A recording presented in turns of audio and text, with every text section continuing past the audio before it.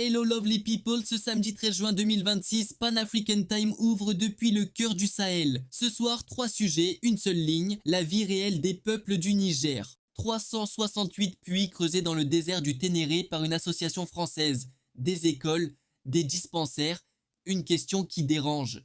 Et ce soir, la RTN diffuse ses journaux en français, en Haoussa, en Zarma, 3 langues. Un seul peuple souverain qui s'informe dans sa propre langue. Commençons par le Ténéré. Christelle Pernet est française, pilote, et elle a consacré une partie de sa vie à creuser des puits dans l'une des zones les plus reculées du Niger. Son association s'appelle les Puits du désert. À ce jour, 368 puits ont été construits dans le désert du Ténéré au Niger. C'est ce que rapporte RFI Afrique ce samedi 13 juin.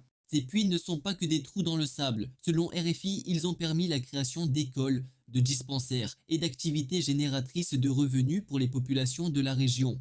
Christelle Pernet est aussi l'auteur d'un livre intitulé Femmes de montagne, âme nomade, publié aux éditions Les Passionnés de bouquins. Voilà les faits, maintenant l'analyse, et elle est nécessaire, parce que cette histoire est belle en surface, mais elle pose une question fondamentale pour tout Africain qui réfléchit à la souveraineté. Le Niger est l'un des premiers producteurs d'uranium au monde. Cet uranium alimente les centrales nucléaires d'EDF en France. Des millions de foyers français s'éclairent grâce au sous-sol nigérien.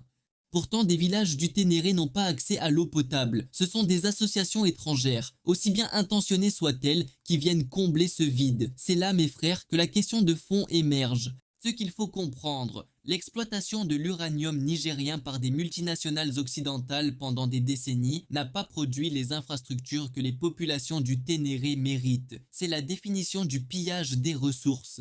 Alors oui, les 368 puits de Christelle Pernet sont une réalité précieuse pour les familles qui en bénéficient. Nous ne minimisons pas cela. Nous disons ces familles méritent que leur propre État, riche de ses ressources, les serve en premier. Le gouvernement de transition à Niamey a précisément inscrit la souveraineté des ressources parmi ses priorités. Reprendre le contrôle de l'uranium, renégocier les contrats miniers, c'est dans cette logique que s'inscrit l'action des autorités nigériennes. La question posée par l'histoire de l'épuise du désert est donc universelle. En Afrique centrale, en Afrique de l'Est, partout sur le continent, qui finance le développement des communautés africaines et à quel prix?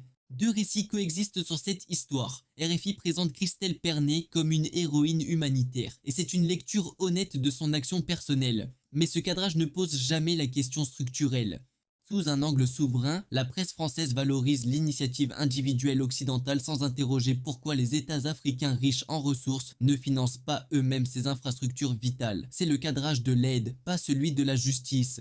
Ce que la presse française tait rarement mais n'articule jamais, les royalties d'uranium versées au Niger pendant des décennies auraient pu financer des milliers de puits. La question des réparations et de la juste redistribution reste entière. Christelle Pernet est aussi la preuve que des individus peuvent agir. Son livre, son engagement, ses 368 puits, c'est réel. Mais l'Afrique souveraine ne peut pas dépendre de la bonne volonté individuelle étrangère pour ses besoins fondamentaux. L'histoire des puits du désert, c'est aussi l'histoire de ce que la décolonisation économique effective doit produire. Un Niger où l'État, maître de ses ressources, construit ses propres puits, ses propres écoles, ses propres dispensaires. C'est la vision que porte l'AES, non pas rejeter l'aide mais construire les conditions pour ne plus en avoir besoin. Un Sahel qui se développe par et pour ses peuples.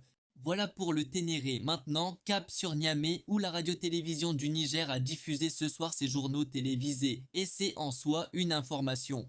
Ce samedi 13 juin 2026, à 20h30, la radio-télévision du Niger diffuse son journal télévisé du soir. Présentatrice Aïchatou Kaka, c'est le rendez-vous quotidien de l'information officielle nigérienne. La RTN est la télévision publique du Niger souverain. Son journal du soir en français est le principal vecteur d'information institutionnelle pour les Nigériens francophones, au Niger et dans la diaspora. Ce journal de 20h30 est disponible en direct et en rediffusion sur YouTube, signe que les autorités de transition à Niamey ont compris l'importance de toucher la diaspora nigérienne et africaine dans le monde entier. Au-delà du fait divers médiatique, la présence de la RTN sur YouTube est un acte de souveraineté informationnelle. Le Niger parle directement à ses citoyens, sans passer par RFI, sans passer par France 24. C'est un détail que les analystes médiatiques occidentaux sous-estiment souvent. Quand un État africain contrôle sa propre narration et la distribue directement à sa diaspora, il reprend un pouvoir longtemps confisqué. Le contenu exact du JT du 13 juin n'est pas détaillé dans nos sources ce soir. Nous rapportons sa diffusion, son heure, sa présentatrice, Aïchatou Kaka et invitons notre audience à le visionner directement sur la chaîne YouTube de la RTN. Mais ce soir, la RTN ne s'est pas arrêtée aux Français. À 22h08, elle a diffusé son journal télévisé en Haoussa, un moment qui mérite qu'on s'y arrête. Ce samedi 13 juin à 22h08, la RTN Niger diffuse son journal télévisé en Haoussa. Le Haoussa est la langue la plus parlée au Niger et l'une des grandes langues d'Afrique de l'Ouest. Le Haoussa est parlé par des dizaines de millions de personnes au Niger,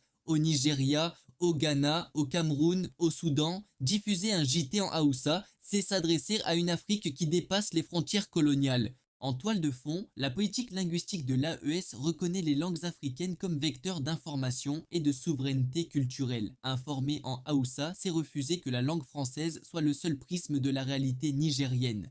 2 minutes plus tard, à 22h10, la RTN enchaîne avec son journal en Zarma. Le Zarma est la deuxième grande langue nationale du Niger, parlée principalement dans l'ouest du pays, la région de Niamey. Le Zarma, aussi appelé Djerma, est la langue du fleuve Niger, de Niamey, des communautés de l'Ouest. Diffuser l'information en Zarma, c'est garantir que les citoyens de la capitale et de l'Ouest nigérien reçoivent les nouvelles du pays dans leur langue maternelle. 3 journaux télévisés en une soirée, français, Haoussa, Zarma. C'est la RTN qui parle à tout son peuple. Ce que cela révèle, un Niger souverain qui refuse de laisser une partie de ses citoyens hors du champ de l'information nationale. L'autre lecture de cette réalité multilingue. Dans de nombreux pays africains, les langues nationales sont encore marginalisées dans les médias officiels. Le Niger, avec ses 3 éditions linguistiques quotidiennes, montre une voie.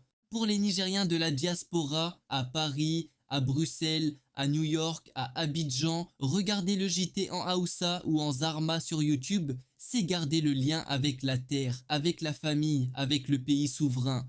Et c'est précisément pourquoi Pan African Time suit la RTN. Parce que quand Niamey parle à ses citoyens dans leur propre langue, c'est la voix authentique du Niger souverain. Pas le filtre de RFI, pas le prisme de France 24.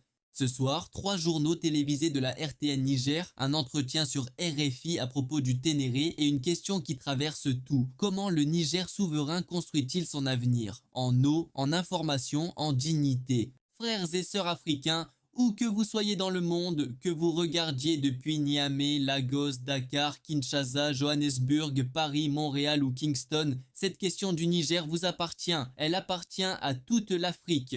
Un pays peut avoir l'uranium, l'or, le pétrole et ses enfants peuvent manquer d'eau. Tant que cette contradiction existe, la décolonisation économique n'est pas achevée. C'est le combat de l'AES, c'est le combat de l'Afrique. Pan African Time vous pose la question ce soir. Selon vous, quelle doit être la priorité numéro 1 des gouvernements de l'AES pour que les ressources du Sahel servent d'abord les peuples du Sahel? Répondez en commentaire. Abonnez-vous à Pan African Time pour suivre chaque jour l'actualité du Sahel et de l'Afrique souveraine. Partagez ce bulletin avec vos frères et sœurs de la diaspora. Ensemble, nous construisons l'information panafricaine.